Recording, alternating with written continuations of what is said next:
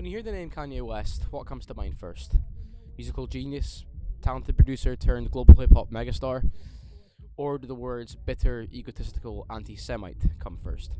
From his humble beginnings in Chicago to his monumentous rise to fame, and how he eventually got to the point of calling himself a Nazi on InfoWars. Hi, I'm Alan, I'm 19, and I'm a long-time fan of Kanye and his music. And today, I'd like to, if you'd let me, chronicle the downfall of Kanye West to you. We don't care what people say.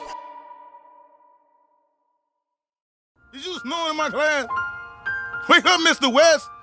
Wake up, Mr. West! Mr. West! Mr. West! Mr. West! Kanye Omari West was born in Atlanta in 1977 to parents Ray and Donda West. And apart from that, not much really known about the first, few baby step years of Kanye's life.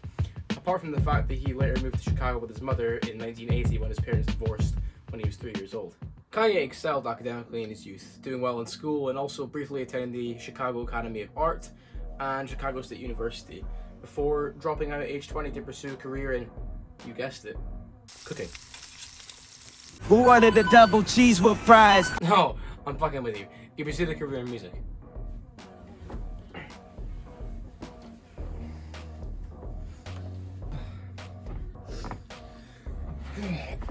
Kanye then started producing for local artists in Chicago.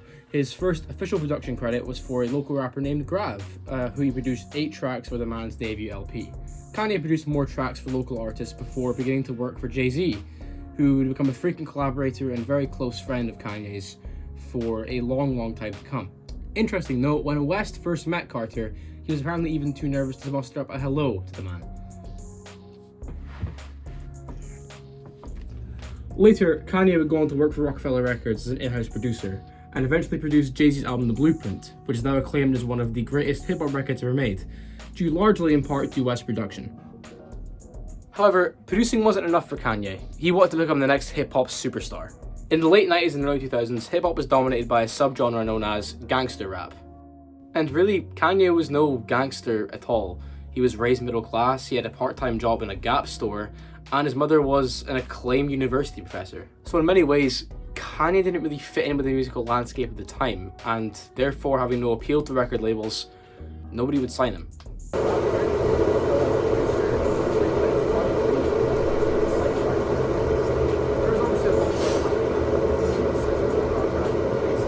Through the wire, the release of his debut critically acclaimed album The College Dropout, its subsequent Grammy wins for Best Rap Album and Best Rap Song, so everything for Kanye was looking up. He made 2 more critical and commercial successes with Late Registration and Graduation. However, shortly after the release of Graduation, perhaps the biggest turning point of Kanye's life to this day happened, the passing of his mother Donda in November of 2007.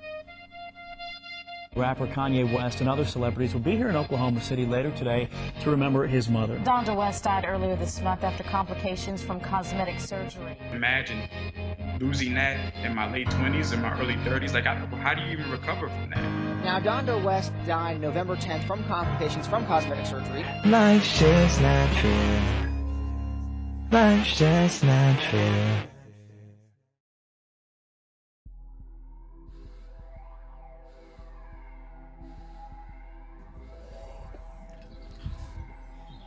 Shortly after his mother's death, Kanye also ended his engagement to his then fiancée Alexis Pfeiffer, and then released his 4th studio album, 808s and Heartbreaks, aptly titled due to the sadder subject matter and heavy use of synthesized drums on the album as well.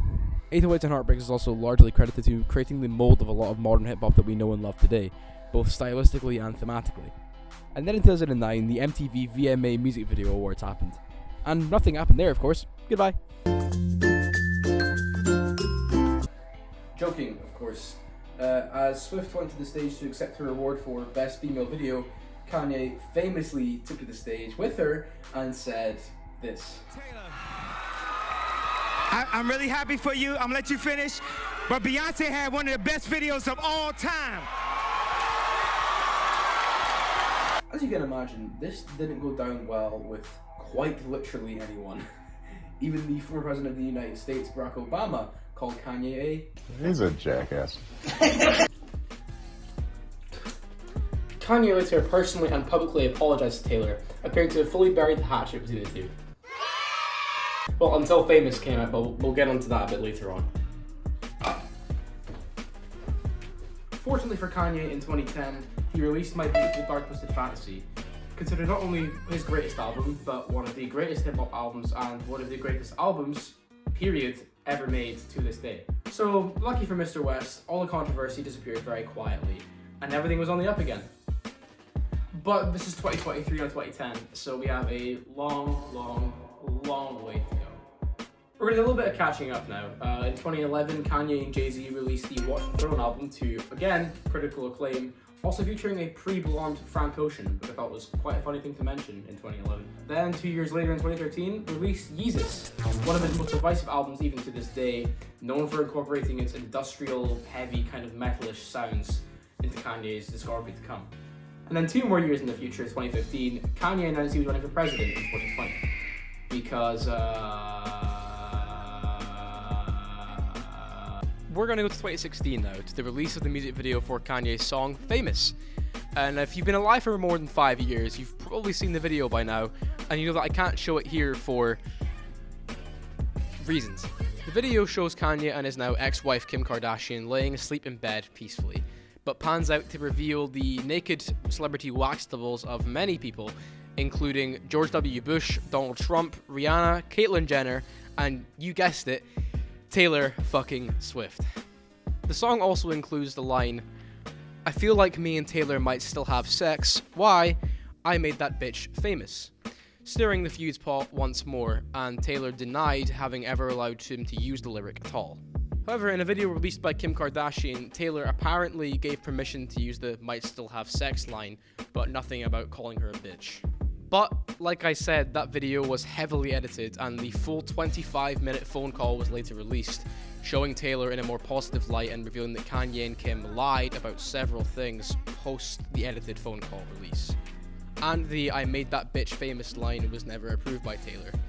And calling your so-called mate a bitch, even in a tongue-in-cheek way, is a bit fucked up. Later in 2016, Kanye embarked on the St. Pablo tour for his album The Life of Pablo.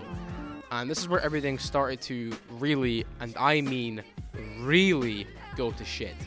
From cutting one performance short due to an understandable family emergency after Kim Kardashian was robbed in Paris, to saying he would have voted for Donald Trump in the elections if he did vote at all, from calling out close friends Beyonce and Jay-Z on stage for not calling him after Kim was robbed in Paris, which admittedly, pretty fucked up to do to your mate. And after calling out Jay on stage, Kanye proclaimed, Jay-Z called me. Hey, bro, Jay-Z, I know you got killers. Please don't send them at my head. Just call me. Talk to me like a man. After the Sacramento show, the rest of the St. Pablo tour was cancelled, and Kanye was admitted to UCLA for psychiatric observation due to undergoing what was believed to be a psychotic episode. It's also believed around this time that Kanye was diagnosed with bipolar disorder, but it's hard to get an exact date on this as it was not made publicly known until 2018. Kanye then went radio silent on all social media for around 11 months, and also kind of left the public eye for a little while, which is bizarre for him, but not before paying a visit to Mr. Man himself, Donald Trump, in Trump Tower, beginning the two's very public and close friendship. How sweet. Aww. Okay, I'm going to do a quick fire round now because there is too much controversial shit this man's done in the last 5 years alone to list for the entire rest of this video. So bear with me, please. In 2018, Kanye went to the TMZ headquarters for an interview and famously proclaimed that 400 years of slavery was a choice. You hear about slavery for 400 years? For 400 years? That sounds like a choice. In 2021, after Kim Kardashian and Kanye divorced, he continued to harass her online, leaking their text messages, harassing her new boyfriend, Pete Davidson, and just making their entire divorce very public and very messy for everyone to see on full display. Then in October 2022, oh god, this is getting fucking hard. In October 2022, Kanye took to Paris Fashion Week to walk the runway for Balenciaga wearing a t-shirt and hoodie that proclaimed White Lives Matter on the back of it, which I think you can tell that's fucking wrong. And in the same time frame, Kanye was pictured with right-wing anti-vaxxer, conspiracy theorist, and all-around fucking idiot Candace Owens wearing cute matching clothes. Aww. And then the anti-Semitism began.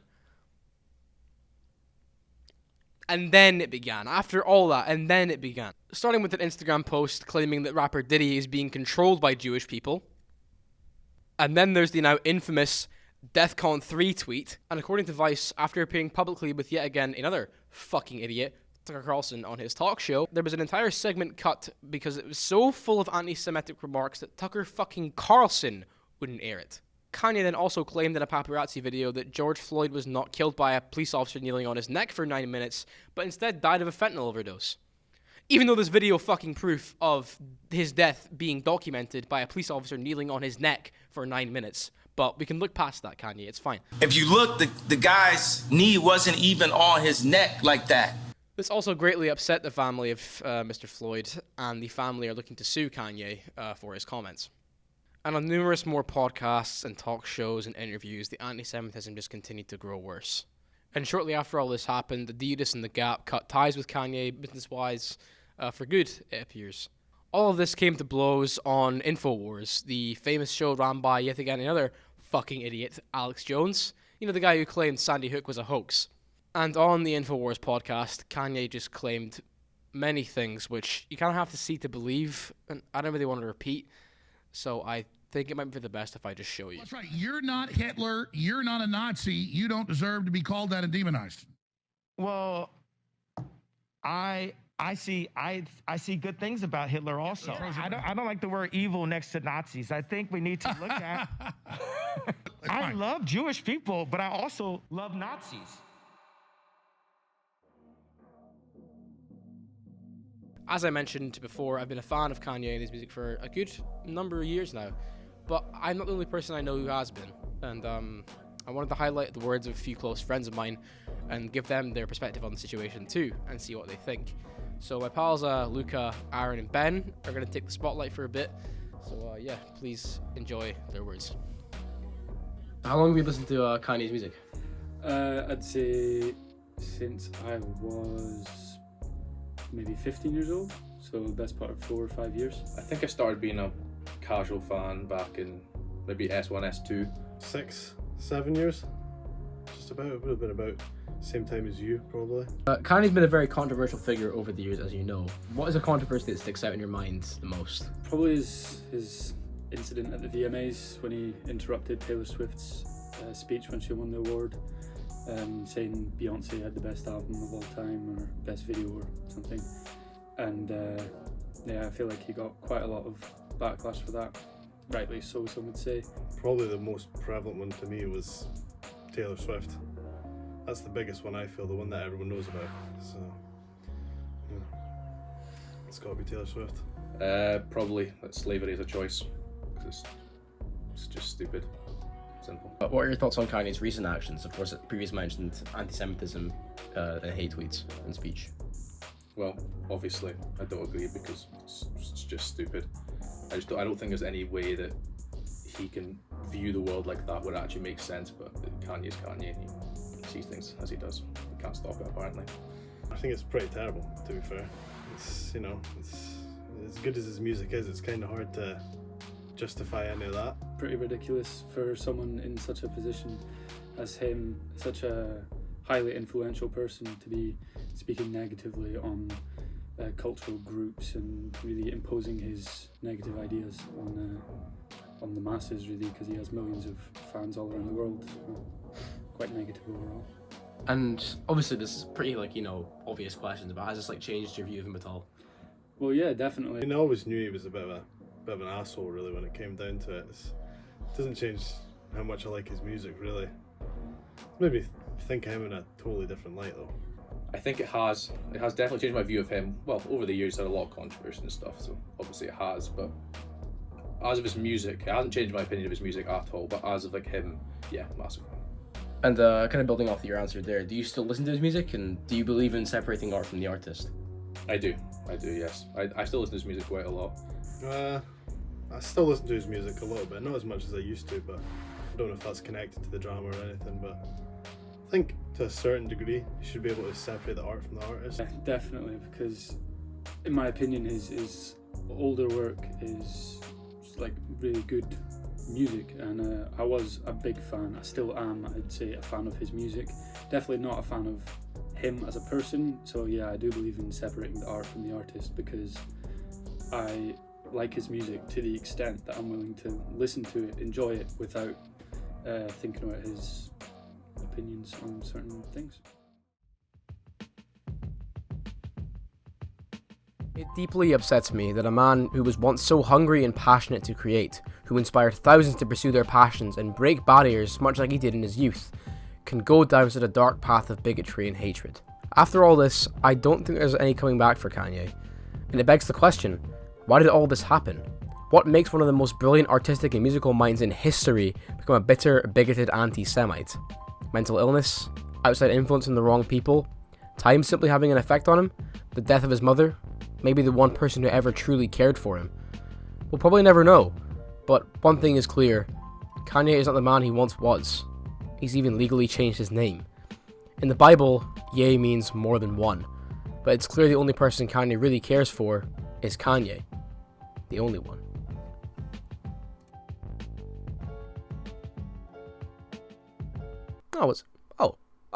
Guys, it's fine. He watched 21 Jump Street. It's fine. We're saved. Kanye is saved.